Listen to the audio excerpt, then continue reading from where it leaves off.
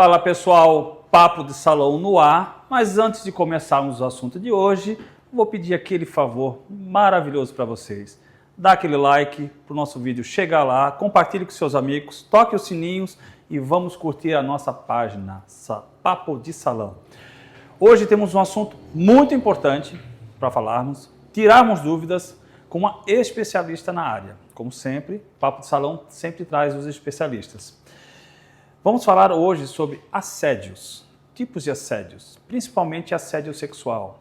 Vamos falar um pouco sobre a Maria da Penha, que a Lei 11.340, de 7 de agosto de 2006. Sobre Maria da Penha, vamos tirar todas as dúvidas com essa pessoa. Ela é coordenadora da Delegacia de Proteção à Criança, à Adolescente, à Mulher e ao Idoso, chamado de DPCAMES.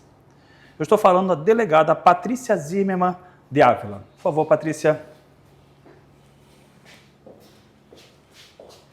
Doutora, muito prazer. Muito obrigado por ter comparecido aqui, tá? Fique à vontade, B. Obrigada. Vamos conversar um pouco. Eu não vou cortar o cabelo da doutora Patrícia, porque ela acabou de cortar o cabelo, tá? Então hoje vocês não vão ver aquele trabalho de corte. Doutora Patrícia, seja muito bem-vinda ao Papo de Salão. Vamos tirar um pouco das nossas dúvidas em relação a assédios. Existem vários tipos, né, doutora? Existem, a gente fala, né, e as pessoas às vezes confundem muito o assédio moral com o assédio sexual, as pessoas confundem a importunação sexual, a injúria com assédio sexual. Então, a gente trabalha muito na questão de orientação dessas vítimas, o que seria, o que a gente pode orientar, quando procurar a polícia, quando denunciar. E é importante aquilo que a gente sempre tem dito, o assediador, ele tem um comportamento de repetição da sua conduta. Ele para quando? Quando ele é denunciado. Ele para quando ele é encontrado e quando ele é responsabilizado. Então, assim, é importante que a gente diga sempre para as pessoas, tem que procurar? Tem. Tem que denunciar? Tem que pedir ajuda? Tem, porque senão ele faz uma vítima, duas vítimas, três vítimas e tantas quantas ele possa alcançar. A gente não deve tolerar. Então, vamos falar um pouquinho assim, o assédio sexual, que é aquele da relação de emprego. A pessoa ela é contratada ou às vezes ela passa num concurso público, ela está numa empresa e ela passa a sofrer essa pressão do seu ascendente hierárquico, porque o assédio sexual ele prevê o quê? Que tenha essa ascendência hierárquica, tem que ter um superior hierárquico que exerça essa pressão sobre seu subordinado ou sua subordinada. E ali ele passa a exigir favores sexuais para a manutenção do emprego. Isso é muito sério, gente. Então, não se dá para tolerar. Nenhuma relação de emprego ou de subordinação pressupõe que a pessoa possa exigir da outra pessoa esse tamanho poder de querer que a outra pessoa preste esses favores sexuais. Isso é crime, isso é passível de uma repressão criminal, dependendo da situação, pode gerar o quê? Uma infração administrativa, uma ação na Justiça do Trabalho, se for crime comum, e as pessoas têm que denunciar. A Polícia Civil está ali para ajudar. E é importante que a gente diga que hoje, né, já pelo governo do estado também ações para punir o assédio sexual da servidora pública. Então hoje nós temos aqui o governador Josinho Melo, através da Controladoria Geral do Estado, que tem buscado ações para reprimir o assédio sexual. E a gente vê, eu venho de uma instituição policial onde nós mulheres, nós temos cada vez mais dado as mãos uma para as outras e não tolerado nenhuma forma de assédio sexual. Isso é muito sério. E tornou-se público esse ano o suicídio de uma policial lá da região de Goiás, que ela vinha sofrendo assédio de um colega de trabalho e ela não tolerou de tal forma que ela tirou a própria vida. Então, a gente tem que falar sobre isso. A gente tem que reprimir o assédio e a gente não pode tolerar. Então, o assédio sexual pressupõe o quê? Relação de subordinação, relação de emprego e essa exigência, né, de favores sexuais para que a pessoa se mantenha no emprego. Aí a gente tem aquela questão da importunação sexual, que ela é um pouco diferente, que é aquele contato, aquela passada de mão, aquele toque indesejado, que também pode ser numa relação de emprego, pode ser um colega de trabalho, pode ser a passada de mão na rua, o chamado, às vezes, os bailes com grande aglomeração, carnaval, por exemplo, e o transporte público, muito comum, às vezes, né, um trem, um metrô, um ônibus, e as pessoas, às vezes, ficam com medo. Vai adiantar eu denunciar? Vai. E aqui em Florianópolis tem uma coisa muito interessante que eu elogio, que são as câmeras dentro do transporte público. Então, nós temos casos de prisão em que os motoristas, eles veem a câmera. Às vezes tem casos de meninas que vêm estudar e elas estão dormindo, elas estão cansadas, elas adormecem dentro do transporte público. E o cidadão está do lado, e não é porque é homem, eu não sou preconceituosa nesse ponto, mas o assediador, a grande maioria das vezes, é homem. Ele está do lado, ele começa a passar a mão de leve, tocar as partes íntimas da menina, o motorista vê, aciona muitas vezes a guarda municipal prende, leva para a central de plantão e dá o flagrante. Então, existem... Ele consegue acessar dentro do próprio veículo? Sim, ele consegue ver as câmeras de monitoramento, ele aciona a guarda municipal, faz a prisão e o cidadão é preso em flagrante delito. Já temos alguns casos de prisão em flagrante delito sobre desse aqui em Florianópolis? Aqui em Florianópolis. No século XXI, né, no ano de 2024, houve uma época, se eu não me engano, no meio dos anos 90, que teve uma ascensão muito grande na questão do assédio sexual, né? Ali tem uma crescência alta, né? Até um pouco antes também, né? Nos anos 80 tinha muito disso também. Eu achei que teria dado uma diminuída, até porque a própria mídia ela não divulga tanto essa questão, né? Eu achei que tinha dado uma diminuída, mas agora a senhora está me falando que ocorre dentro dos ônibus? E o que a gente vê, assim, quem estuda a questão do crime, os crimes contra a mulher, eu gosto muito de estudar a evolução desses crimes.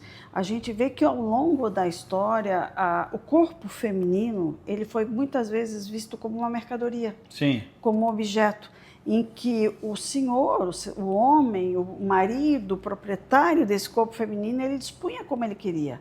E aí muitos homens, na evolução da sociedade como um todo, foi visto aquele corpo como um objeto que ele podia tocar quando ele quisesse, sim, que ele pudesse dispor quando ele quisesse. E por que uma mulher, às vezes, que está indo para o trabalho com uma calça de ginástica ou com uma calça mais justa, quem é que está dizendo que aquela mulher está dando autorização para que aquele homem possa tocar o corpo dela? E a gente faz uma análise, né, com uma casa. Então, se hoje, por exemplo, você sair e deixar a porta da tua casa aberta, você está dando uma autorização para que uma pessoa entre lá e subtraia a tua televisão? Não, porque é o seu patrimônio. Agora, se uma mulher ela está indo para o trabalho, hoje é extremamente quente, ela está indo com shorts e uma camiseta de alça ou com top, ela não está autorizando nenhuma pessoa a tocar o corpo dela. Ela só simplesmente está indo de shorts e top porque está calor. Quantos homens acessam o transporte público de shorts e camiseta, ou quantos homens caminham numa calçada até sem camiseta? E esses homens, muitas das vezes, não têm os seus corpos violados, com uma passada de mão, com um toque indesejado. Mas a mulher, se ela sai com shorts ou com top, ela, no mínimo, essa mulher vai ouvir um desaforo. Por quê? Porque ela estava usando uma roupa dessa maneira. Então, infelizmente, a gente quando fala e a gente busca muito a questão dos direitos iguais, a gente ainda vê que as mulheres elas não conseguiram o direito de usar a roupa que elas querem. E ela ainda é julgada pela roupa que ela veste. Porque ela quis, porque ela estava com essa roupa. Claro, a gente sabe que nós vivemos numa sociedade onde nós temos convenções sociais e de usar determinadas roupas em determinados lugares.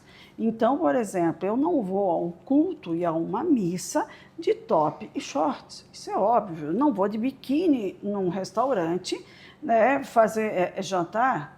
Não vou de biquíni numa missa, num culto.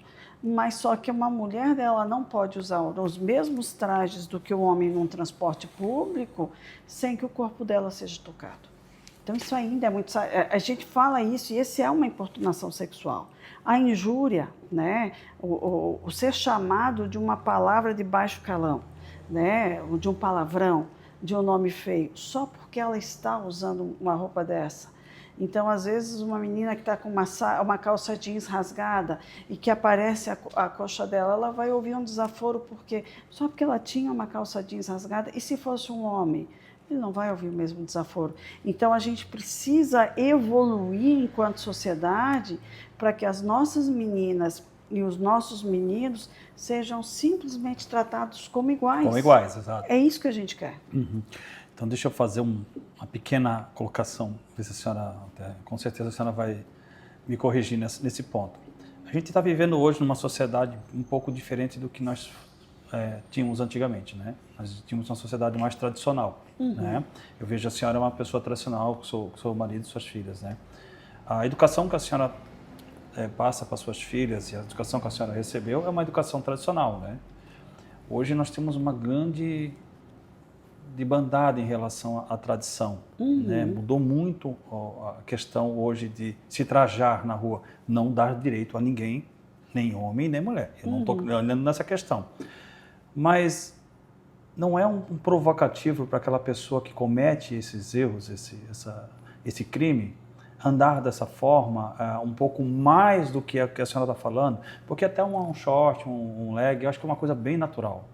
Mas, às vezes, a gente acaba encontrando pessoas, como aqui uma praia, elas transitam de biquíni aqui e acabam chamando a atenção desses homens, nesse caso, né, que não dá autorização para eles fazerem esse tipo de coisa, porque ninguém pode violar o corpo de outra pessoa sem autorização, né?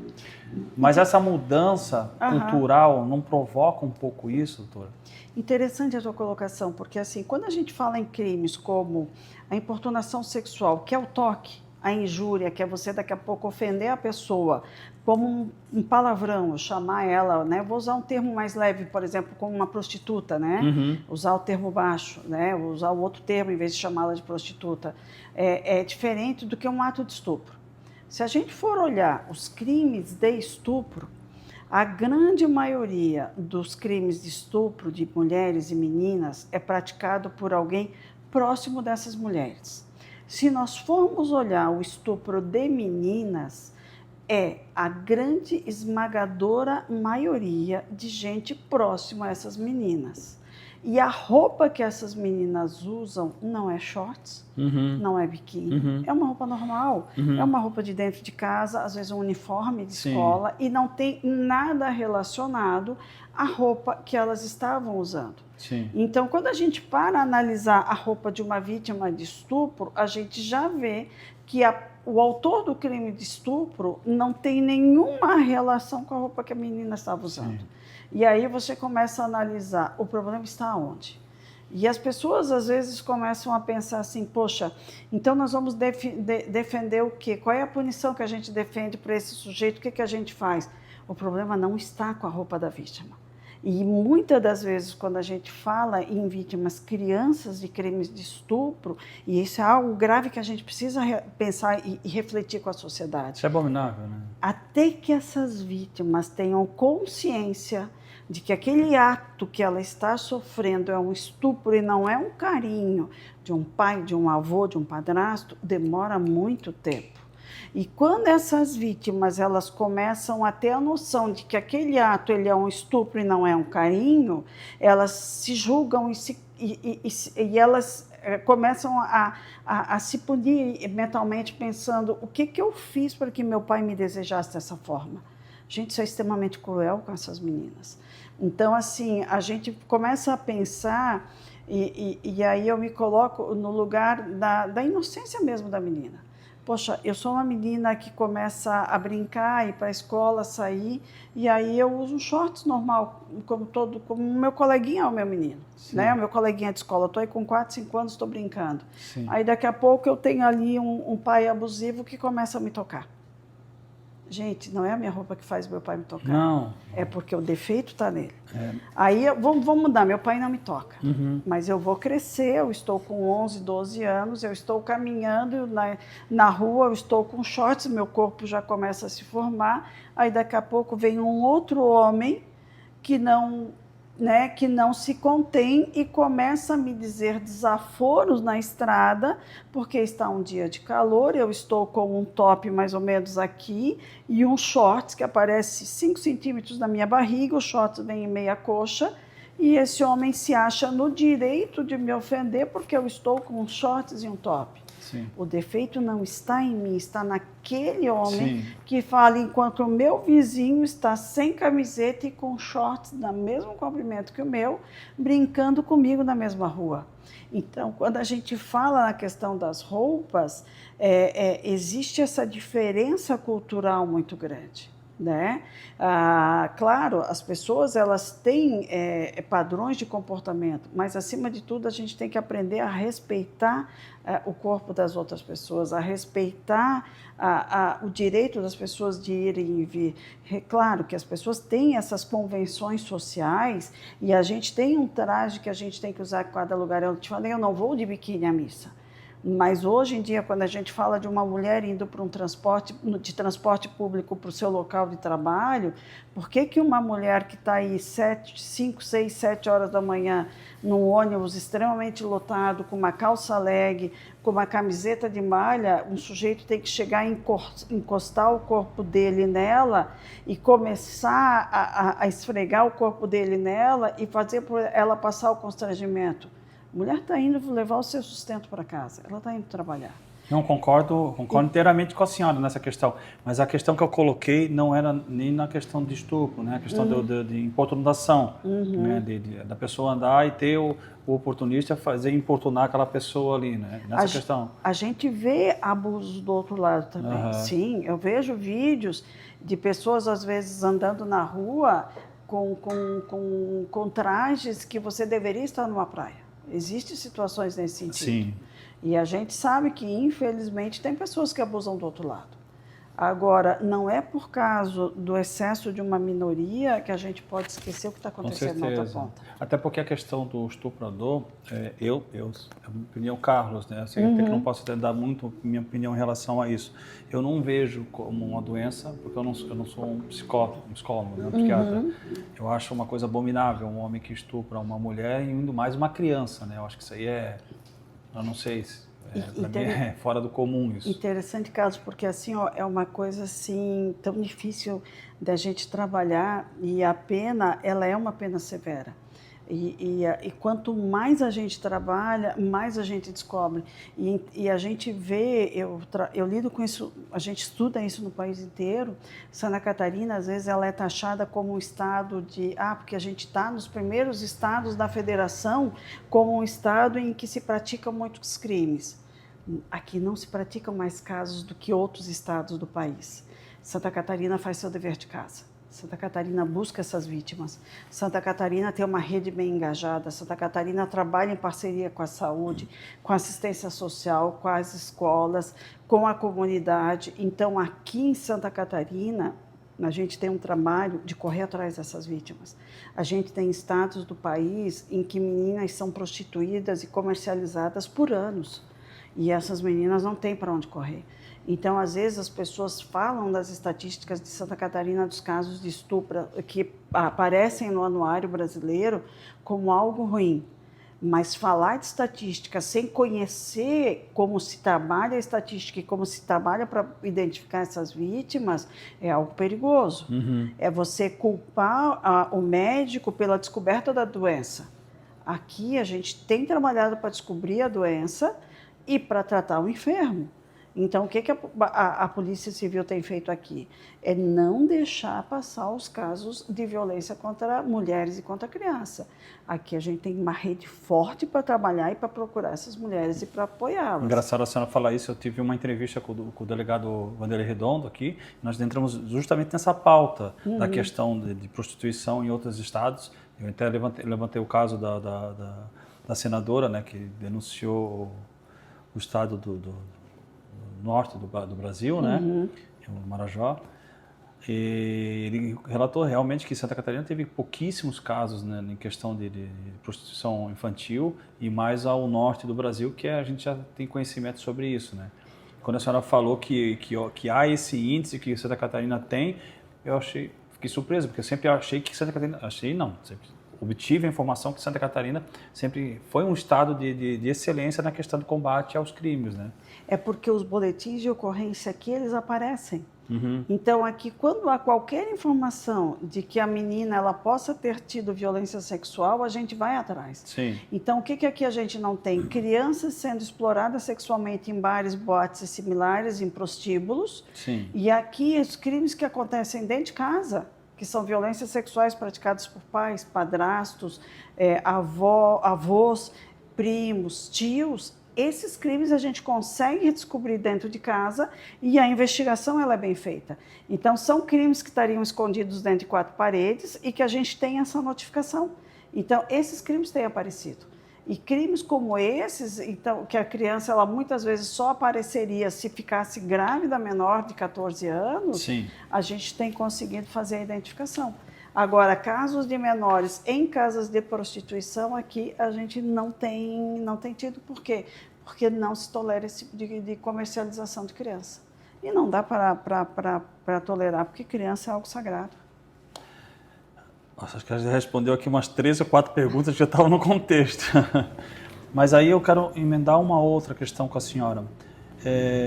As pessoas, as mulheres em si, no caso, elas ainda estão relutando em denunciar o abusador? Tem aquela cultura, aquele mito de que, olha, eu não vou denunciar porque ele vai me matar, eu não vou denunciar porque as pessoas ainda têm medo. Então, a gente que estuda a violência doméstica e familiar, a gente sabe que desde os atos iniciais de violência até que a pessoa ela rompa o ciclo da violência, ela denuncie o abusador, demora muito tempo. Eu tive um caso que me marcou quando eu era delegada em Trombudo Central.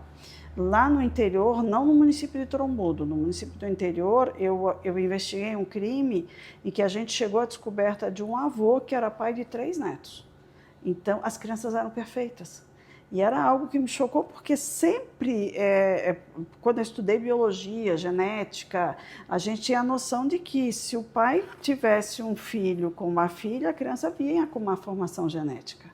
E as 3 crianças, elas eram perfeitas.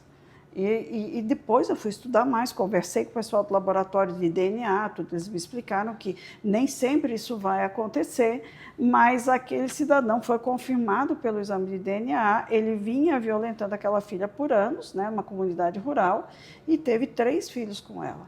Então, foi uma situação que ele foi indiciado, o inquérito, né, seguiu, depois a menina ela foi amparada, foi encaminhada para o serviço socioassistencial, equipe multidisciplinar.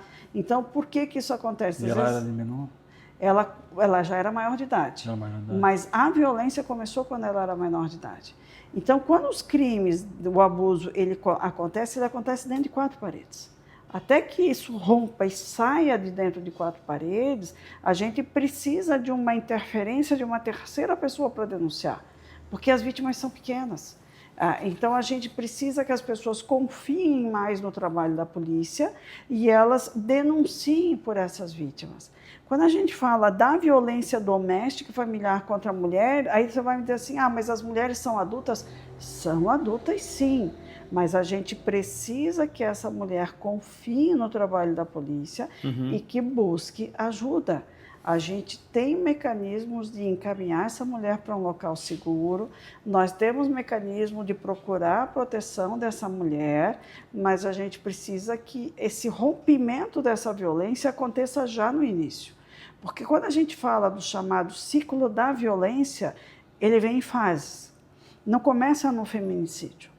Começa nos atos iniciais da violência. Então, como é que são esses atos iniciais? A chamada intimidação, a chamada censura, o chamado controle. Então, é aquela situação assim... Isso dentro do âmbito familiar. Do âmbito familiar, numa relação normal. Então, a menina começa, ou a mulher, ela começa a namorar. Aí o cidadão começa a olhar e dizer assim, olha, essa roupa não fica bem para ti, essa saia está curta. Não, essa blusa está transparente. Não, essa calça está justa. Não fala com fulano que não é legal. Então, começa com essa intimidação. Começa a ter um controle. Daí vai para os atos de controle. O isolamento daquela vítima. E aí passa para aqueles atos de intimidação, de agressão, a fase de tensão, e aí tem a fase de agressão. Então, todo o ciclo da violência ele vai se repetindo. e tem a fase aguda de tensão e a fase de agressão.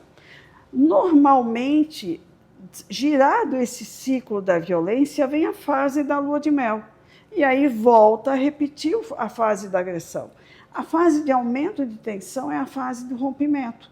Quando a vítima manifesta o interesse de romper, é a fase aguda, quando a gente diz que o elástico estica. E a vítima, ela está numa situação de risco. Por quê? Porque o cidadão, ele quer ter o controle sobre essa mulher. E aí vem a frase: se não for minha, não vai ser de mais ninguém. Ah, se não for minha, eu não vou deixar ir para mais ninguém.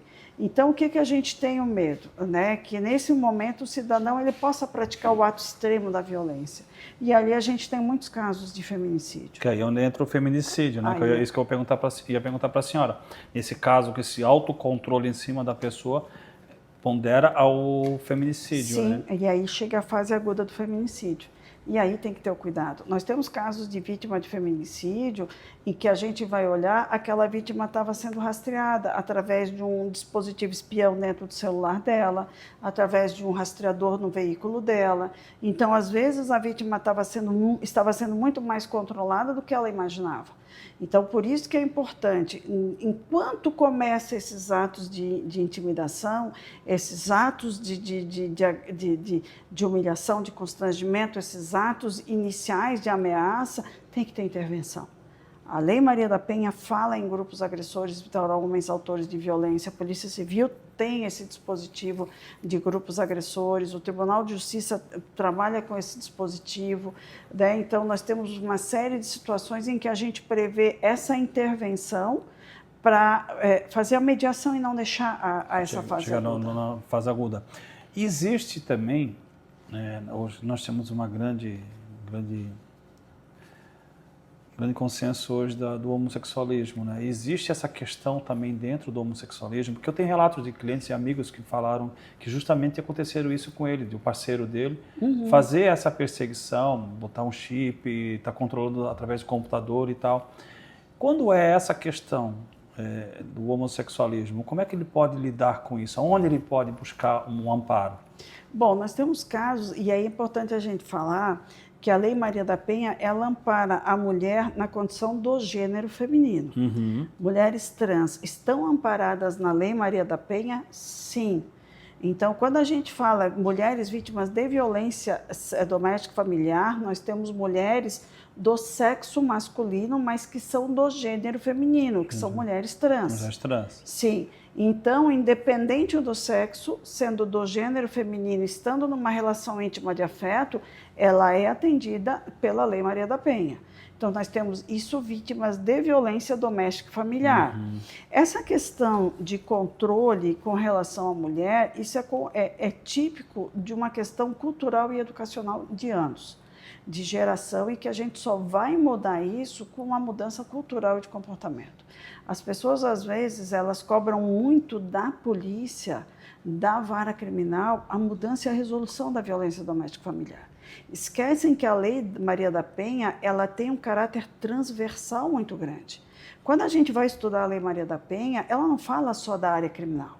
Ela fala de uma política de assistência social, ela fala de uma política da área de saúde, ela fala de uma política da área de educação. Então, ela traz para outros ramos, que não só a área criminal, a resolução da violência doméstica familiar. Mas todo mundo só fala da área policial. A gente tem que vencer isso e pensar nos outros ramos. E você tocou num ponto importante, porque a gente tem a questão do homossexualismo. A gente tem a questão tanto da mulher trans, como a gente tem a questão também do homem trans que está numa situação de violência doméstica familiar. A gente tem questão de mulheres trans que se relacionam homoafetivamente com outras mulheres. Isso. E que têm filhos com essas mulheres. E tem casos de mulheres lésbicas que se relacionam com outras mulheres e que acabam se envolvendo em situações de violência doméstica e familiar. Aí como se relata isso? Nesse caso, né? Quando é uma mulher lésbica com outra mulher. É curioso isso aí. É um casal lésbico, é uma violência doméstica e familiar. Por quê? Porque a Lei Maria da Penha, ela protege a mulher vítima na condição de vítima. Então, se ela é do gênero feminino, independente da condição de sexo, se é uma mulher do gênero feminino que sofre uma violência numa relação de violência doméstica familiar, ou seja, naquela relação de família em que eles se consideram aparentados, ou numa relação amorosa, né, onde eles namoraram ou conviveram, ou numa relação de parentesco, isso é uma relação íntima de afeto. Ela não faz menção com relação ao agressor ou à agressora. Então, quem agride aqui no lado de cá pode ser uma mulher, então nós podemos ter duas mulheres, duas lésbicas, nós podemos ter uma mulher trans, que é do sexo masculino, e aqui eu posso ter um homem, ou eu posso ter uma mulher, posso ter uma lésbica, e aqui eu tenho uma outra mulher, então basta que aqui eu tenha uma mulher, seja uma mulher trans, do sexo masculino, mas do gênero feminino, ou uma mulher do sexo e do gênero feminino. A lei não fala do lado de cá, porque é independente da condição do agressor. O que importa é a vítima. É a vítima. Não, a condição do agressor é o que menos importa. Não, porque a lei protege a mulher na condição de gênero, desde que haja o que é uma relação íntima de afeto, ou uma relação em que as pessoas são ou se consideram aparentados. É isso que a Lei Maria da Penha prevê. O feminicídio, ele já vem previsto numa lei de 2015. Sim. O feminicídio são duas modalidades. A mulher morre ou porque ela é mulher, ou numa relação íntima de afeto. Então, a mulher, quando ela morre numa relação íntima de afeto, ela está ligada à Lei Maria da Penha. Ela é uma situação muito clara já para nós comprovarmos isso na investigação.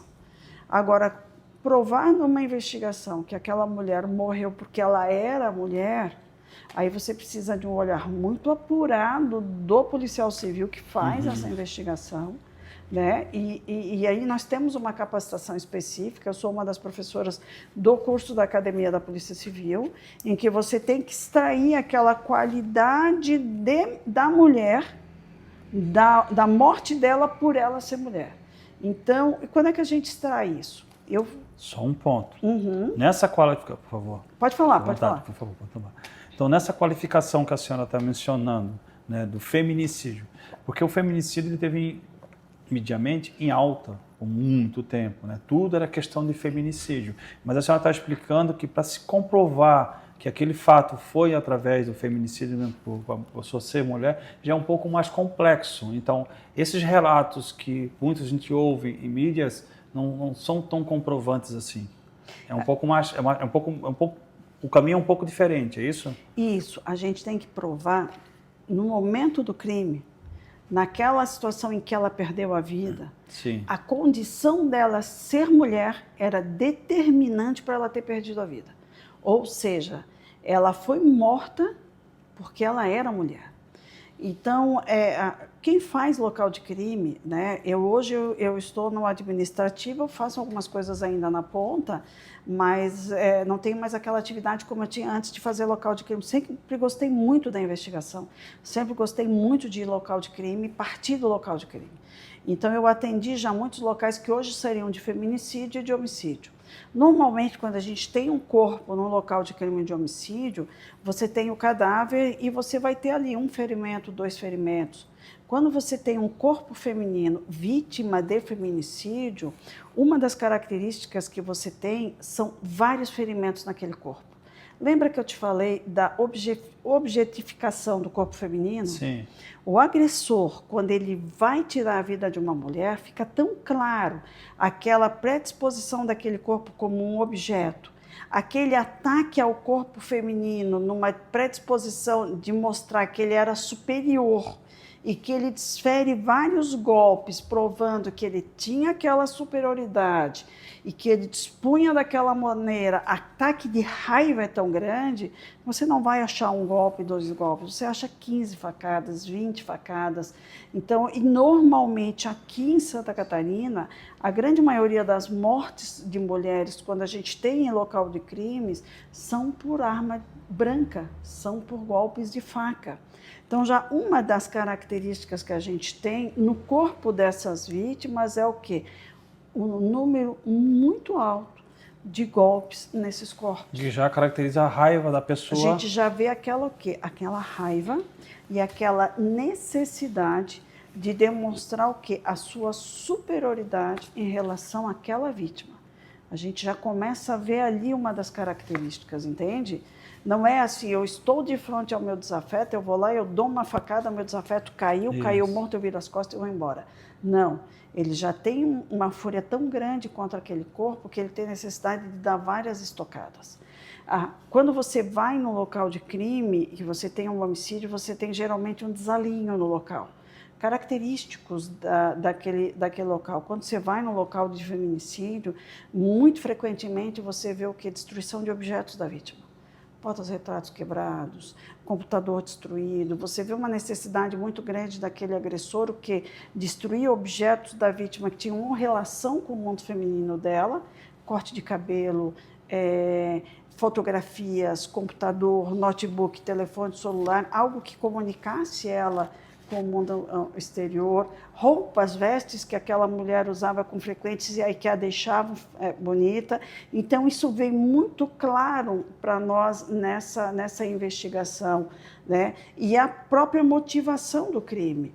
Então, aquele crime fica claro para nós que aquela mulher foi morta porque a condição dela de mulher não era tolerada por aquele homem.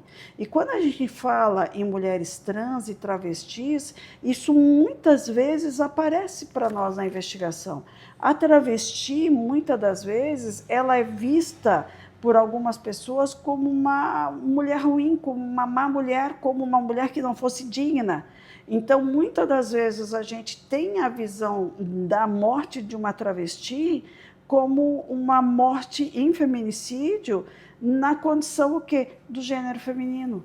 Então, a investigação de um feminicídio na condição de gênero feminino é uma investigação de fôlego, onde a Polícia Civil tem que extrair esses elementos já no local de crime e de todos os elementos da investigação. Por isso que nós formamos os policiais ali na Academia da Polícia Civil, né? O delegado Ulisses Gabriel, ele prima por uma investigação de qualidade. O governador Jorginho Melo, ele tem pedido sempre uma qualificação técnica da Polícia Civil, então isso vem do nosso delegado-geral, doutor Ulisses Gabriel, e o doutor André Bermudes, que é o diretor da academia. E eu sou a professora dessa disciplina. Então, eu tenho sempre buscado especialização e deixado muito claro para os meus alunos. Claro, e daí, para os alunos mesmo no curso, a gente vem pensando modelos e trabalhando para eles, né? Olha, isso aqui seria em violência doméstica familiar, isso aqui seria na condição de mulher, porque são detalhes que a gente vai buscar. Nesses pontos que a senhora falou em relação ao feminicídio, né? Essa ira que o homem tem ali, o agressor. Nem sempre é o homem. Sim, o agressor, vamos retificar essa colocação. O agressor, durante todos esses tempos de investigação, vocês conseguem identificar mais ou menos, ou basicamente a base do que leva essa pessoa a cometer esse ato? É por traição? É por inveja? É por dominância? Ódio, muito ódio. É um ódio tão grande que a pessoa ela tem. Então, a pessoa ela demonstra toda a ira no momento do crime. Que no momento é quem está próximo, né? É quem está próximo. Eu lembro, o último feminicídio que eu atendi em local de crime, a vítima ela tinha 13 facadas.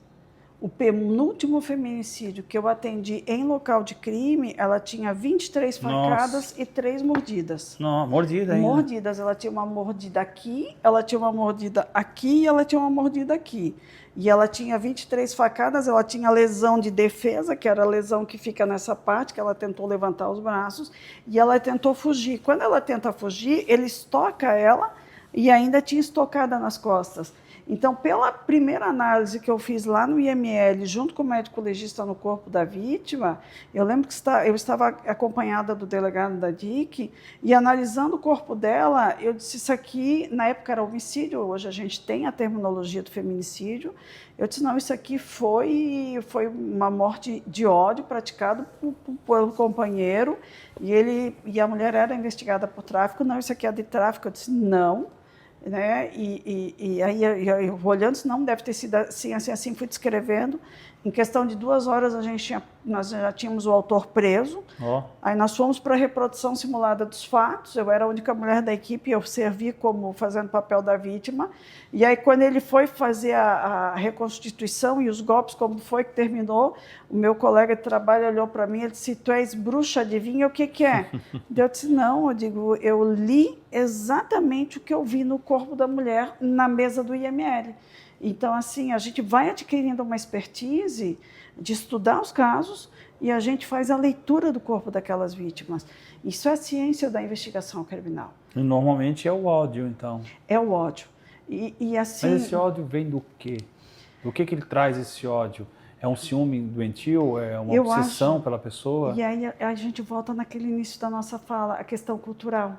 De ver a mulher como um objeto, como uma propriedade, e de objetificar o corpo daquela mulher. Eu volto com a senhora também nesse ponto. Uma relação, ela começa por 2 pessoas, nunca por uma, né? Ela também termina por 2 pessoas, mas vamos para o início da relação. Para que isso aconteça, a senhora falou sobre uma saia, sobre uma blusa, sobre um batom, sobre algo que a pessoa está vestindo ou usando, um acessório. Para que isso aconteça, ela tem que consentir isso. Né? Essa educação que a senhora comenta, que tem que ter essa educação cultural, ela não tem que tirar esse consentimento, a pessoa não...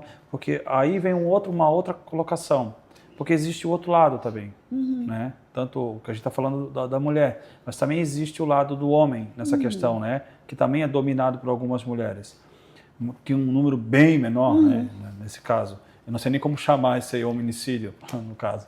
Mas esse conceito de a pessoa deixar que isso aconteça, acabar deixando que isso venha, ter essa dominância, porque, como a senhora falou, começa com uma saia, depois um batom, depois um perfume, é uma saída com uma amiga, não pode ir, não vai no mercado, aí começa a criar-se uma prisão, né, ali da pessoa, sem a pessoa, quando a pessoa tomou conta, ela está presa, né? Isso aí que não é uma forma também de agir com, sei lá, uma colaboração da própria sociedade em questão de criar uma cultura sobre isso, terminar essa cultura? Eu acho que a gente tem que virar a chave, isso que está se falando, a gente tem que mudar essa cultura. Se a gente for fazer uma análise da evolução da sociedade como um todo, alguns anos atrás era extremamente tolerada as piadas contra negro, contra homossexual, né, contra mulheres. As piadas eram toleradas, alguns comportamentos eram tolerados. A gente está virando essa chave. Eu acho que a gente tem que virar essa chave do comportamento entre 2 pessoas, é o relacionamento entre 2 pessoas. Então, muito se fala hoje em ensinar os nossos meninos a não agredirem mulheres. Eu acho que é interessante, é importante. Mas a gente tem que ensinar nossas meninas também a não se manterem presas numa relação abusiva. Eu sou mãe de 2 meninas. Eu e o meu marido, a gente ensina as nossas meninas a ficarem atentas aos sinais de manipulação, de relacionamento abusivo e saírem fora quando esses sinais estiverem presentes. Então, eu acho que o melhor trabalho que a gente tem hoje como pais é falarmos abertamente aos nossos filhos e alertarmos os nossos filhos a respeito desses sinais. Só que, claro, nem todo mundo conversa com seus filhos. E aí é que está a nossa preocupação. E hoje, quando a gente fala em escola, em educação, e é isso que nos preocupa, né? Como é que estão os nossos jovens? Como é que os pais estão preparando seus filhos? E são 2 épocas totalmente distintas, né? Nós tínhamos uma época antigamente que os pais também eram um pouco mais fechados com seus filhos por causa da sua cultura. E hoje os pais são mais fechados com seus filhos por causa do dia a dia, né? Não tem aquela convivência diária com o filho, né? Cria-se também esse problema, né? E assim, eu cresci, né, com minha mãe e meu pai sendo francos comigo. Eles diziam assim: minha filha, a gente vai te dar estudo, estuda para ser dona do teu nariz. Casamento é loteria. Se tu acertar na loteria, tu vai ser feliz. Se tu não acertar na loteria, nós vamos te dar um estudo para tu ter um emprego e andar com as tuas pernas. Mas o estudo a gente vai te dar. E é o que eu e o Alto a gente fala com as nossas meninas. Olha, a gente está dando educação e estudo para vocês. Se vocês, né, conhecerem pessoas legais e vocês forem felizes, ótimo, senão vocês têm a profissão de vocês. Então, hoje, quando a gente fala de relacionamentos, a gente tem que educar os nossos filhos para essa igualdade, para que homens e mulheres se relacionem de igual para igual, mas que ambos estejam prontos para romper uma relação se não der certo, para não ficarem em relação abusiva. Né? Então, é essa virada de chave que a gente tem que dar. Porque o Estado, eu falo em nome de uma instituição que a gente cria programas fortes. Nós temos um programa que é chamado Minha Voz Tem Vez, que é o programa de proteção à criança e adolescente. O programa, a gente está estruturando ele forte para a proteção de criança e adolescente. O Polícia Civil por Elas, que é um programa já bem estruturado de proteção às mulheres, mas só que se não tiver a iniciativa dessas vítimas, só o Estado não vai fazer milagre. Então, pai e mãe, você tem que abrir os olhos do seu filho. Parte daí. Eu já coloco aqui, então, um ponto da minha parte. Bote seus filhos no esporte. Sim. Muito importante. Autodefesa, muito importante. Defesa pessoal ajuda bastante. Até um consentimento e um foco maior sobre isso também. Ajuda muito. Né? Mas essa questão é uma questão também bem complexa. Porque, como a senhora falou, os pais também precisam fazer a sua parte. Se os pais não fazem a sua parte, se os filhos hoje têm o acesso a essas informações através da rua, né, então começa a gerar um grande problema e começa a aumentar esse problema, né, de instrução. Deixa um contato da senhora, alguma coisa, para que essas pessoas possam procurar essa sua instituição para poder se informar melhor sobre isso, por favor. Olha, nós temos o site da Polícia Civil, que é o www.pc.sc.gov.br. Sim. Lá nós temos o número de WhatsApp, que é, né, o WhatsApp é para denúncias, que é o 988440011, que é lá onde sai denúncia, e no site da Polícia Civil a gente está colocando as informações do Polícia Civil por Elas, e agora a gente vai colocar as informações do Minha Voz Tem Vez. No Minha Voz Tem Vez, a gente está botando bastante informação sobre cyberbullying, sobre, né, o assédio sexual, sobre crimes contra a criança, e a gente está começando a abastecer com informações bem interessantes. E, através do Disque Denúncia, pode pedir auxílio também. A delegacia virtual, se você é mulher vítima de violência, faça na delegacia virtual, no site da Polícia Civil tem o link da denúncia virtual. Lá você pode pedir na delegacia virtual, fazer o boletim de ocorrência e pedir a medida protetiva de urgência. As mulheres às vezes perguntam, eu preciso ir na delegacia de polícia? Não. Você faz o boletim, você pede a medida protetiva de urgência e a Polícia Civil chega até você. Feito o boletim de ocorrência, tendo pedido a medida protetiva de urgência, nós vamos entrar em contato com você e a partir daí a gente vai instruir o inquérito policial. É importante essa parceria com a Polícia Civil. Acabou de responder uma pergunta que eu ia fazer para a senhora agora. Mais uma. Mas nessa questão agora, né, quais são os passos para denunciar o caso de assédio? Como garantir que essas denúncias sejam tratadas com serenidade à justiça? Primeira coisa, se a mulher é vítima, ela entra no site da Polícia Civil, faz o boletim de ocorrência e, feito o boletim de ocorrência, ela recebe uma chave. E esse boletim de ocorrência ele é homologado. Feita a homologação, a delegacia vai entrar em contato com ela. Nós temos na delegacia virtual uma série de registros de ocorrência que às vezes não caracterizam crimes. Né? A gente recebe alguns trotes, algumas informações, mas as ocorrências que são sérias, que caracterizam crimes, vai para a delegacia diária e eles entram em contato com a mulher, o inquérito é instruído. Se é um caso de violência doméstica familiar, por exemplo, uma ameaça, um crime mais grave, em que a mulher precisa de uma medida protetiva de urgência, ela pode pedir a medida protetiva de urgência, os casos prioritários recebem a prioridade. Faz pela delegacia virtual, www.pc.sc.gov.br, lá tem a janelinha que está lá, a delegacia virtual, ela faz o boletim de ocorrência. Se ela tiver alguma duvidazinha, tem um botãozinho lá, clique aqui, tem todo o passo a passo, todas as informações, tá certo? Ótimo. É bem assim, autoexplicativo. Ótimo. Prestar atenção, hein? Tá na nossa página, acompanhem lá. Doutora, uma pergunta em relação ao trabalho. Né? Existem dois pontos no trabalho. Né? Essa questão como a senhora falou, a hierarquia tomar essa posição de assediar a sua colaboradora, e tem a posição contrária também de a pessoa inventar que está sendo assediada. Como a pessoa que está sendo vítima na questão, o que está sendo acusado, pode se defender?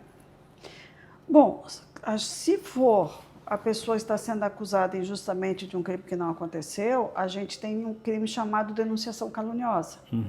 E existe um ditado de que não há uma mentira que se sustente para sempre.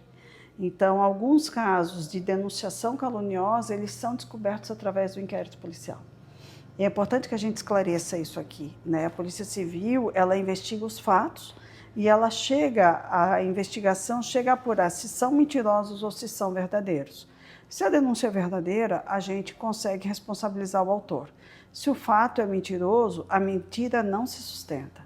Então, a investigação bem feita, o trabalho de apuração dos fatos, ele consegue comprovar. Por que eu estou falando sobre isso? Nós tivemos uns casos agora, alguns casos de assédio sexual que saíram na mídia, que são de atores de hollywoodianos e jogadores de futebol, né?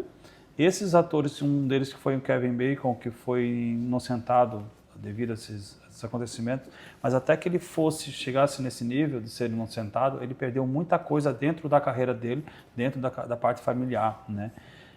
Essa pessoa que sofre essa situação, como o Kevin Bacon, eu também não estou aqui dando a inocência ou culposa a ele, né? Mas eu estou dando só um exemplo, né?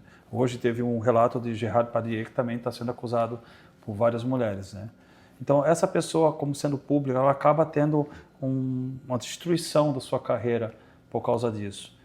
A pessoa que fez isso para ela, ou as pessoas que fizeram isso para ela, qual a definição criminal para elas? No Brasil, nós temos um crime chamado denunciação caluniosa. Sim. Que é dar causa à investigação criminal, né, ou até uma investigação administrativa contra alguém que saiba ser inocente. Sim. E a pessoa responde por um procedimento criminal, além de uma ação de reparação de danos. Isso é algo muito sério. Agora, sim, Carlos, a gente tem que deixar bem claro o cuidado que a gente tem no trato dessas investigações. Você lembra de um caso da Escola Base de São Paulo, que os donos foram acusados de assédio sexual, a escola foi fechada, gerou até um documentário da Rede Globo, né? Nós tivemos, alguns anos atrás, um caso de assédio sexual denunciado contra um tipo de uma recreação aqui de uma praia da região norte do estado. Quando o caso chegou para nós, ali na coordenadoria, nós já tínhamos os pais fazendo passeata, já tinha saído na mídia estadual, e cartazes colados ali, e chegou na coordenadoria, né, o delegado-geral à época pediu que a gente fizesse a intervenção. Primeiro ponto que a gente fez, nós fizemos uma gestão em situação de crise. Foram entrevistas com os pais, através de psicólogos, o delegado da delegacia lá, extremamente prudente na investigação. Eu não fui para lá, eu fiquei aqui, eu desloquei os policiais. E aí, segunda situação, explicado para os pais como tramita a investigação, como é que a Polícia Civil trabalha, foi feito o trabalho com as crianças possíveis vítimas, foi feita a perícia, né, a avaliação psicológica, e ali, identificadas essas crianças, foram identificadas exatamente qual a prática do crime que ele fez, qual a conduta praticada por ele na medida exata, e ele foi responsabilizado por aquilo que ele cometeu. Eu não lembro se foi 60 anos ele foi condenado criminalmente, uma pena extremamente pesada, mas o trabalho foi cirúrgico da Polícia Civil, né? A gente fez um trabalho de investigação extremamente cirúrgico, o delegado daquela unidade policial extremamente cauteloso na produção de prova. Então, qual é o cuidado que a gente tem aqui? Não é jogar com a torcida, não é fazer uma produção midiática, sim, trabalhar numa investigação técnica de qualidade. Esse foi um trabalho que a gente teve muito cuidado, porque era muito semelhante ao caso da Escola Base de São Paulo. E a gente fez um trabalho extremamente cuidadoso e um trabalho de responsabilidade. Nós sabemos que o limite entre você condenar um inocente ou deixar livre um culpado está na responsabilidade da investigação. Exato. Então, esse é o trabalho da Polícia Civil de Santa Catarina, é você fazer uma investigação técnica. É esse o nosso trabalho. Aconteceu um caso curioso hoje aqui, foi até relatado por uns clientes meus. Eu não estava sabendo, mas parece que aqui, normalmente aqui nas restingas, nos caminhos de trilhas aqui da praia, acaba tendo variações de assédios aqui, né, com as mulheres que vão atravessar para ir para a praia. E estava vendo, parece que um assédio aqui de um senhor, se eu não me engano, eu não posso dar certeza também, é só pelo relato que eu tive hoje, é só pelo exemplo, por isso que eu estou relatando. Parece que um dos rapazes pegaram ele ali perto do supermercado e bateram nele. E a primeira pergunta que eu fiz para essa pessoa que me relatou, era o homem? Vocês tinham certeza que eram ele? Ou só foi um... Eu ouvi dizer que era ele. Então essa questão de fazer justiça com as próprias mãos, ou levantar o testemunho sem ter a convicção, também traz um problema para vocês, né? Sim, porque às vezes pode não ser a pessoa, e quando você agride a pessoa, você cria dois problemas. Porque você tem uma vítima pode ser uma simples injúria, pode ser uma importunação sexual, dependendo da conduta, e aqui você tem uma vítima de uma lesão corporal. E aí você acaba tendo, em vez de um fato, apurar dois. Sim. O caminho não é esse. Exato. E aí vem uma outra pergunta. Nesse caso que a senhora falou, uma importunação. Algumas pessoas já levam para o lado, como hoje a senhora está esclarecendo isso para a gente, né? Mas algumas pessoas já levam isso para o caminho do estupro, né? A importunação para o estupro, né? E acabam cometendo esse ato de querer agredir a pessoa que estava envolvida ali, sem ter a consciência completa, né? Sem saber exatamente o que está acontecendo. Então tem que ter essa consciência do que é uma ou o que é a outra. O que é outra. Então, cada conduta tem uma tipificação específica. Por isso, a gente tem algumas denúncias com relação a trilhas, a locais que as pessoas passam para ir para a praia. Quando essa denúncia chega para a Polícia Civil, o melhor caminho que a gente faz, né, qual que é? Identificar quem é essa pessoa e responsabilizar ela criminalmente. E pode ser alguém parecido com aquela pessoa. Exatamente. E se não é? Eu te dei o exemplo dessa investigação, que foi o caso de São Paulo, tem o documentário Escola Base de São Paulo. O próprio repórter, ele se pune hoje pelo trabalho que ele fez midiático. E aqui, quando a situação explodiu e que tinha todo aquele oba-oba midiático, o primeiro trabalho que a gente fez foi esclarecer os pais para acabar com aquela... Não que a imprensa não deva fazer o seu trabalho, deve, mas a gente não tinha caminhado com a investigação. Nós não tínhamos certeza do que tinha acontecido. Crianças de 4, 5, 6 anos no máximo. E a gente estava produzindo uma prova a partir de memórias. Memória de criança é algo que você tem que cuidar, né? Então, a gente hoje discute o chamado cadeia de custódia na memória da criança. Você não pode contaminar, você não pode produzir falsa memória. E é uma prova que pode ser questionada em juízo. Então, nós temos um cuidado muito grande na produção dessa prova. Vocês têm um apoio também para essas pessoas que sofrem essas situações? A gente trabalha muito próximo com a assistência social. Então, nós temos hoje, né, policiais psicólogos que trabalham junto com a equipe de investigação na produção dessa prova, e a gente já faz o encaminhamento via equipe de assistência social municipal ou também estadual, para daí seguir, porque como a gente tem que trabalhar com a investigação, a gente não pode ficar fazendo pós-crime, porque a gente tem mais crimes a investigar. Sim. Né? Então, a gente trabalha sempre em parceria. Parceria com eles, né? E provavelmente são coisas separadas, porque tem as crianças e os contínuos, né? As crianças são muito mais complexas. E né? a gente tem que continuar, porque sempre tem um caso novo para seguir. Então, aquele sistema de parceria. A gente faz a nossa parte na investigação, cuidando sempre com a questão da não revitimização, na produção técnica de prova e fazendo essa parceria com a assistência social, com os municípios, trabalhando, né, com a rede municipal, com a rede estadual, com os outros parceiros que tem. Eu vou falar aqui, né, mas eu acredito que a doutora já vai retificar sobre isso aí. Essas pessoas que passam sozinhas nas trilhas, cuidado, mulheres principalmente, de irem sozinhas na trilha. Principalmente essas restingas fechadas, né? Vocês estão dando oportunidade a esse tipo de pessoa, né? Então, tomar muito cuidado com isso. Lembra da porta da casa aberta? Exatamente. A gente não fecha a porta? Quando vai por esse caminho, vai com uma amiga. Eu não vou sozinha, eu não passo sozinha. Ah, delegada, você tem direito a portar uma arma se anda armada? Eu tenho, mas eu evito sozinha. Então, a gente fala em não dar sorte para o azar, é não dar sorte para o azar. Então, todo cuidado, ele nunca é demais. né? A gente tem que ter o cuidado. Florianópolis é uma cidade tranquila, mas eu acho que quando a gente fala em cuidado com o próprio corpo, nunca é demais a gente ter esse cuidado. E lembrando que são dois gêneros diferentes, né? Por mais que a mulher consiga algumas vezes dominar, na grande maioria ela é dominada pelo homem, né? Então tem que tomar muito cuidado em relação a isso. Doutora, quais são os direitos legais das vítimas de assédio e como podemos apoiá-las no processo legal, se necessário? Bom, quando a gente fala a vítima do assédio sexual, né, se for servidora pública, ela é concursada, então ela já tem uma garantia que é do concurso público. Uhum. O assediador, ele pode ser afastado do local de trabalho, ele tem um procedimento administrativo, então ele já vai responder.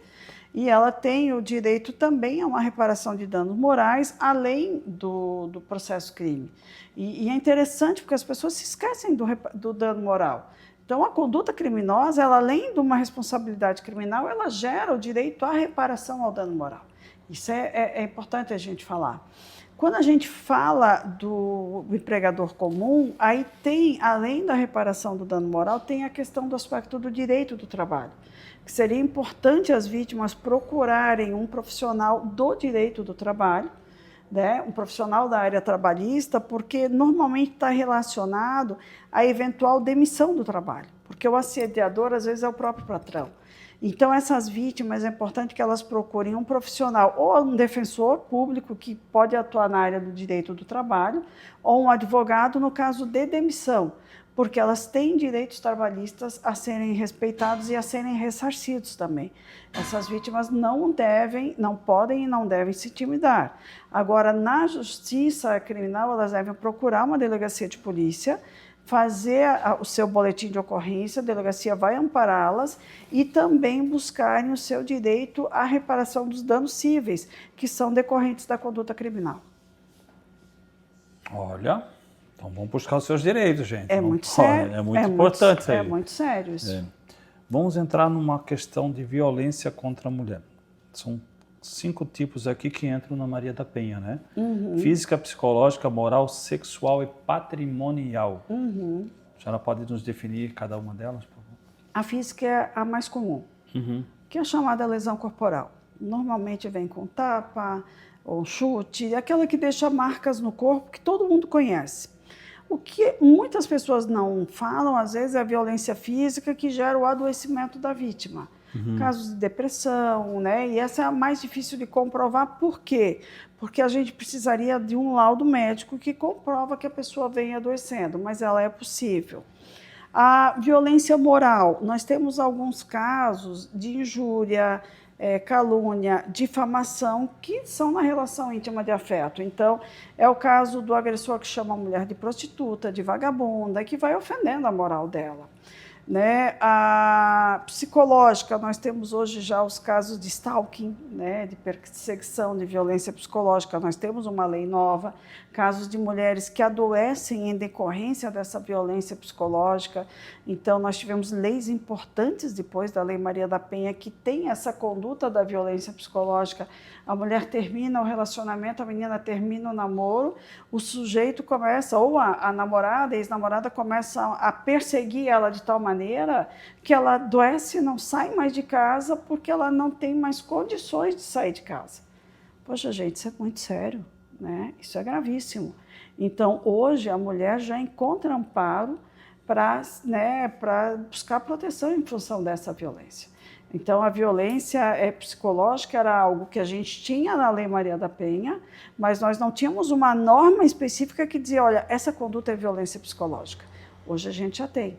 Tá? O chamado stalking também, que é o sujeito, né, ou a pessoa ficar stalkeando, ficar, né, olhando as redes dela, a gente já tem a conduta. Isso tem também. Tem a lei também. As leis saíram depois da Lei Maria da Penha, são leis... Essa questão de ficar stalkeando, que é uma palavra nova que eu aprendi recentemente. Nós já temos a legislação. Outra coisa, violência sexual pouco se fala. Quem disse que casamento é obrigatoriedade de manter relação sexual? Não existe, nem para mulher e nem para homem. Então, existe casos de estupro em relação íntima de afeto, existem, mas muito poucos casos são denunciados. Então, está previsto na Lei Maria da Penha, a mulher tem esse tipo de proteção. E também a chamada violência patrimonial, dilapidação de patrimônio, subtração de patrimônio. Então, existem pessoas que... Enquanto casais. Enquanto namorados, enquanto conviventes, enquanto casais. Então, por exemplo, passam a conviver em união conjugal de fato. A mulher já tinha trazido bens de família, que não se comunicam naquela convivência. Eram bens que eram delas. E, de repente, aqueles bens desaparecem. Espera aí, né? Onde é que foi esse patrimônio? Ou o sujeito destrói os bens que eram dela. Então, a gente pode discutir hoje na Lei Maria da Penha essa questão da violência patrimonial também, né? A questão das procurações que são passadas, que são anuladas. Então,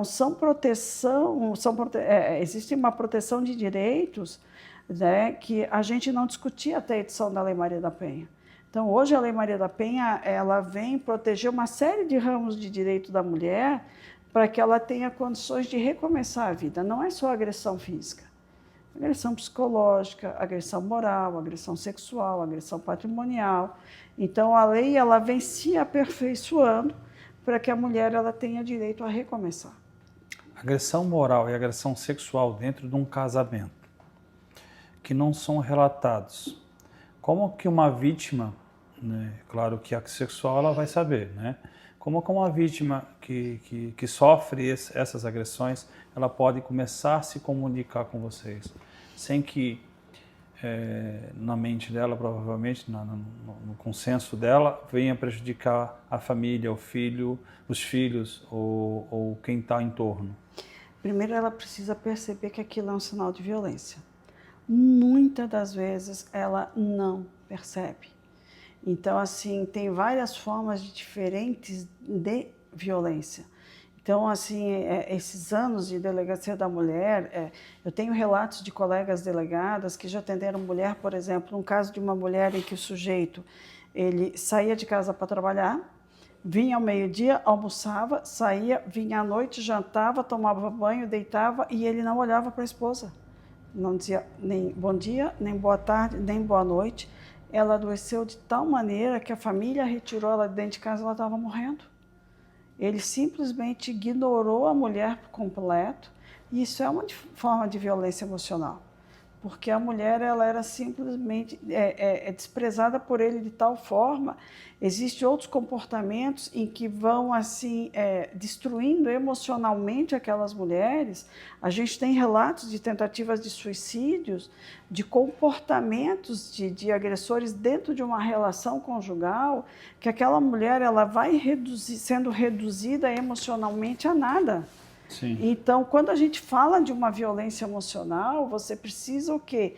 De uma boa produção de prova, testemunhal, pericial, até mesmo um exame psiquiátrico daquela mulher, para você conseguir comprovar que aquela relação que ela vive é uma relação extremamente tóxica e que faz um mal tamanho que ela acaba adoecendo. Né? A gente tem casos, às vezes, de tentativa de suicídio de mulheres que são em decorrente de relações tóxicas. Isso é extremamente grave. O índice em Santa Catarina, doutora, ele é baixo, médio ou alto? De feminicídios?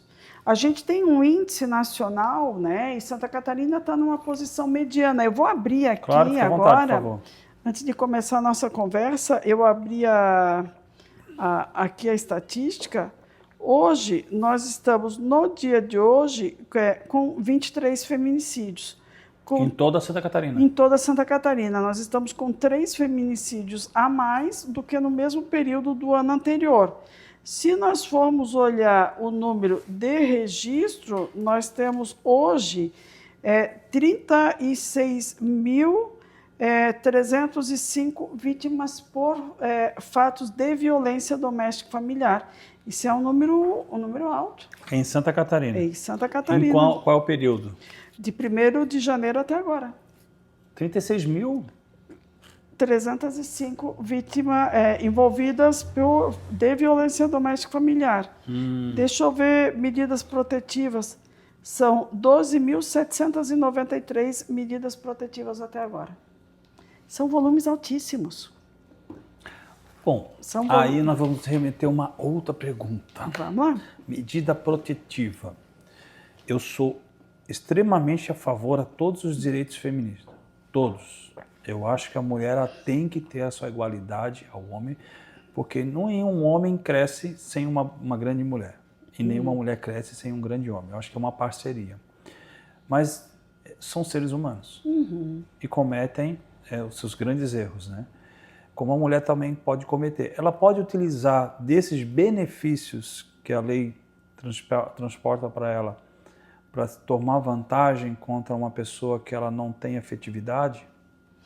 A gente toma muito cuidado. Quando a senhora falou na questão de medida protetiva, eu conversei com o Dr. Pedro Ferrari, também presidente da OAB, entrou no nosso papo aqui, e nós falamos muito sobre essa questão. Eu queria ver o ponto da senhora em relação a isso. A gente toma muito cuidado para que a medida protetiva de urgência ela seja utilizada para vítima que realmente necessite. Então, claro, a medida protetiva ela é um direito da vítima. Não é algo que a delegacia de polícia ela diga, olha, a mulher deve pedir, pode pedir, não pode pedir. É um direito que a vítima exerce pedindo. Então, nós, como policiais civis, como delegados de polícia, a gente não pode dizer, olha, você pode ou não pode pedir. A gente encaminha a solicitação da vítima. Só que a gente sempre toma esse cuidado para que ela não seja utilizada de maneira inadequada. Ou seja, que a vítima não vulgarize a medida protetiva de urgência ou ela não use uma medida protetiva de urgência daqui a pouco para pressionar o ex-companheiro ou como moeda de troca de algum outro benefício. Por quê? Porque ela é algo muito sério para nós mulheres. E como é que vocês conseguem identificar essa situação? A gente sempre toma esses depoimentos, a gente sempre faz os registros de ocorrência, mesmo da delegacia virtual. Nós temos o cuidado na delegacia virtual de ter sempre filtros, o boletim de ocorrência com elementos, tudo para que a gente tenha um número maior de informações possíveis para que essa medida protetiva seja realmente aplicada. Primeiro tem que ser casos da Lei Maria da Penha. Então não é qualquer situação, segundo, só a mulher pode pedir. Então, às vezes, vem lá um boletim de ocorrência, um pai quer pedir para uma filha, a mãe quer pedir para uma filha, uma vizinha quer pedir para... Não, é a mulher que pode pedir para ela. Ninguém pode pedir por terceiros a medida protetiva de urgência. Sim. Então, por exemplo, eu posso pedir a medida protetiva de urgência contra o meu vizinho porque está fazendo barulho? Não, isso não é violência doméstica familiar. Então, nós somos muito técnicos do que diz respeito à questão da lei e os critérios da medida protetiva de urgência. Isso não é uma coisa que se pede em qualquer esquina, de qualquer maneira. Então, essa questão da tecnicidade da medida protetiva de urgência, aos casos que ela se requer, aos casos em que ela pode ser pedido, ao cuidado no preenchimento, né? Nós temos esse cuidado. Porque as pessoas, às vezes, pensam que a medida protetiva é algo vulgar que qualquer um pode pedir. Não, isso é um direito da mulher, conquistado a duras penas e que nós, na delegacia de polícia, a gente cuida muito disso. Para que não aconteça esses abusos, porque tem um desafeto com a pessoa, ela vai lá e faz uma pedida, vou pedir uma medida protetiva por agressão verbal. Não, até porque tem um formulário de avaliação de risco, a mulher tem que preencher, a gente toma depoimento, mesmo que vem na delegacia virtual, a delegacia entra em contato, a gente faz o preenchimento. Tem alguns casos, às vezes, que a delegacia virtual, as delegacias presenciais, né, as centrais de plantão, entram em contato com a vítima, às vezes é madrugada, eles estão entrando em contato, o BO é grave. A vítima, eu estava dormindo, por que vocês me ligaram? Não, seu boletim de ocorrência é grave, nós estamos entrando em contato, nós estamos preocupados. Eles me reportam esses casos, a mulher está reclamando, não, mas tem que entrar em contato. O fato não é grave? O que vocês viram aqui não é grave? A mulher pode reclamar, mas nós precisamos certificar se ela está viva e se está bem. Então, a gente tem esse cuidado. É um trabalho de formiguinha? É um trabalho de formiguinha, mas a proteção é da pessoa. Então, a gente não pode trabalhar isso com a proteção da pessoa como se fosse algo qualquer. E a medida protetiva é algo que a gente tem que tratar com esse cuidado. Tá, vamos lá. Nós temos um público também muito grande masculino, né? Sim. E feminino. O caso do homem que recebe uma medida protetiva da sua companheira, não é? Como que ele pode se defender no caso de ele não ser aquilo que ela está acusando ali? Procure um advogado. Primeiramente é o advogado. Primeiro passo... Ele não vai a uma delegacia resolver isso. Procure um advogado porque ele vai ter um processo contra ele. E a melhor maneira dele se defender é através de um advogado ou um defensor público. Esse é um passo que ele tem que ter. Ele vai ser chamado na delegacia? Claro que vai. E ele vai contar a sua versão dos fatos. Aí ele vai nos dizer assim, mas ela inventou mentira, a delegacia não vai investigar? A delegacia vai investigar. E aí a gente volta àquela fala anterior. Se o fato for mentiroso, a delegacia não vai investigar? Vai. E se nós estivermos diante de uma denunciação caluniosa, quem mentiu vai ser responsabilizado. Polícia Civil não fecha os olhos para mentira. Isso tem que ficar bem claro. Nós já tivemos casos de responsabilização por denunciação caluniosa? Sim, nós já tivemos casos pequenos, mas já tivemos casos de denunciação caluniosa. Nós não fechamos os olhos. Se a mulher ela vem e ela noticia um fato que não aconteceu, faz um pedido de medida protetiva e aquilo é uma denunciação caluniosa, ela acaba respondendo. Então, isso tem que ficar bem claro. Então, deixamos bem claro que as mulheres, esse fantasma de que as mulheres têm todos os direitos, podem fazer o que quiser, não existe. Polícia Civil, ela investiga um fato criminoso a fim de identificar sua autoria, materialidade e circunstância. Nós investigamos os fatos. Muito bem. Olha, doutora. Tá bom.